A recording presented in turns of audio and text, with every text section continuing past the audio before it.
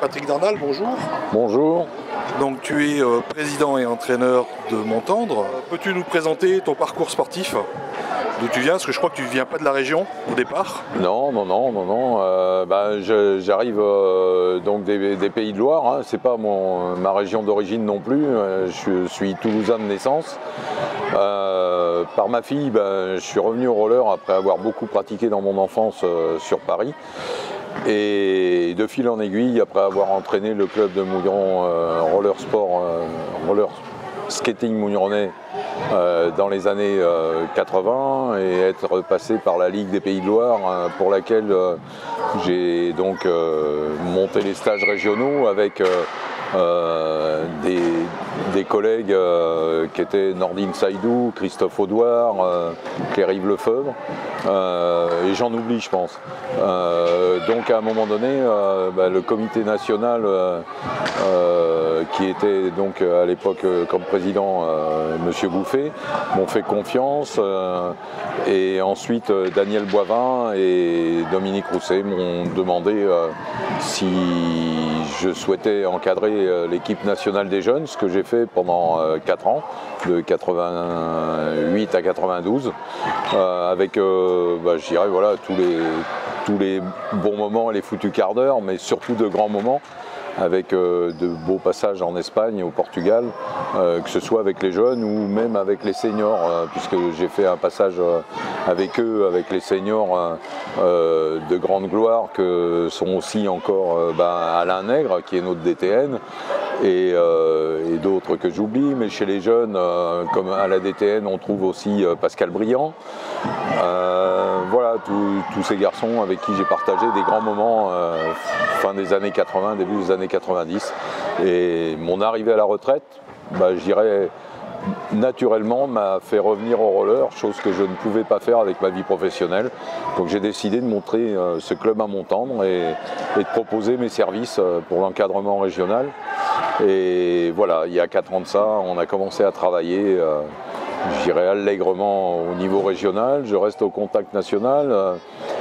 Sur les bons conseils d'Alain Nègre, donc j'ai repassé mon CQP puisque je n'avais que le tronc commun au niveau du brevet d'État. Et le dernier scoop qu'il soit, je vais être le vieux qui va s'engager sur le DGEPS pour l'année 2016-2017.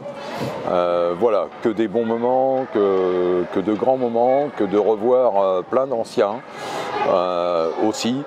Et puis d'amener les jeunes à avoir les mêmes souvenirs qu'on peut avoir les uns et les autres. Voilà, voilà un peu mon parcours, et puis que vive le roller et qu'on devienne de plus en plus médiatique, et ce sera parfait. Voilà. Alors tu parles du DGEPS, mais tu seras encadré par des jeunes que tu as encadrés toi. Ouais. Des jeunes, ils sont plus très jeunes maintenant, mais... Ouais, tout à fait, encore maintenant, puisque je dirais que un de ceux que j'ai eu en équipe de France jeune, qui est Pascal Briand, auprès de qui je prends d'énormes conseils maintenant à mon tour, puisque je me suis lancé récemment dans l'encadrement du roller derby avec l'équipe de La Rochelle. Bon, on n'a fait qu'une petite journée, mais c'était formidable. Donc lui en fait de même sur Toulouse. Et c'est vrai que ce sont les jeunes qui m'apportent maintenant. Je dirais qu'ils me mettent en confiance et je passe des grands moments avec eux, d'échanges, ils me confortent dans mes décisions en fait, et c'est bien. C'est un beau travail d'équipe, chose qu'on n'avait pas avant, et on n'était pas assez nombreux. Maintenant c'est un peu plus nombreux et c'est bien, quoi. Et puis Amandine aussi, Amandine Mijon qui est là et qui est bien là pour m'aider dans toutes ces démarches, puisqu'on a engagé aussi en Poitou-Charentes les brevets d'éducateurs, le brevet d'éducateur fédéral du premier degré l'hiver dernier, et là aussi la DTN m'a beaucoup aidé. Et voilà, et aussi Patrick Ringard, le responsable formation à la Fédé, avec qui j'ai partagé des moments intéressants et passionnants. Donc voilà, je crois qu'on a de quoi faire du bon boulot à la course, et pourvu que ça dure, quoi. Voilà. Alors pour rebondir sur les jeunes, je crois que tu pars aux 3 pistes avec 2 équipes. Oui. Une minime fille et une cadet garçon. Oui. Est-ce que tu peux nous en dire un petit peu plus? Alors, ce sont des espoirs, surtout les minimes filles. Malheureusement, on n'a pas assez de minimes chez les garçons. Pour autant, bon, un ou deux garçons vont venir en individuel. Le but, c'est bien sûr de leur faire découvrir le haut niveau. Le travail en équipe, je dirais que c'est une addition des choses, mais c'est surtout le moyen de leur faire vivre une grande compétition internationale au long de cette année. La plupart d'entre eux n'auront peut-être pas l'occasion d'aller sur des sélections nationales.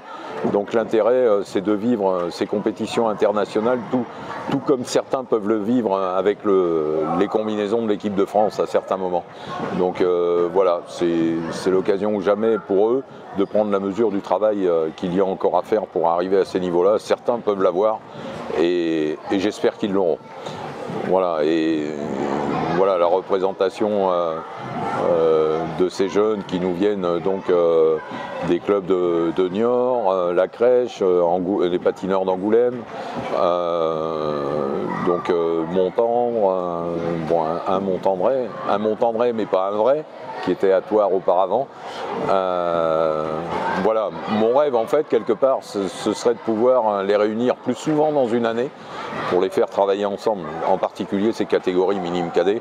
Quand ils seront plus nombreux, on y arrivera à le faire, c'est sûr. Alors dernier point pour finir, la Montendraise.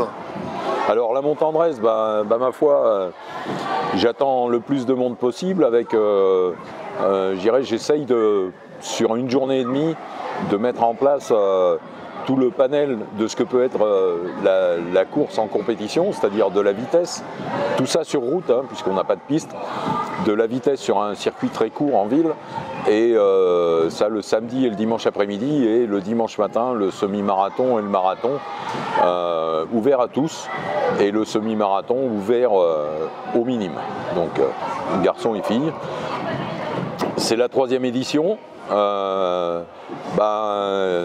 D'autres, comme les 3 pistes, en sont multipliées par 10 à la 30e, pourvu que ça dure et que ça aille au-delà de moi un jour, et qu'il y en ait 30 aussi, voilà, mais la Montendraise avec tout ce qu'elle peut représenter, et puis d'arriver dans une oasis, je dirais, à Montendre, avec son lac, ses pins, un aspect touristique intéressant, et pourvu qu'on ait du beau temps, pour qu'on ait de belles compétitions. Voilà.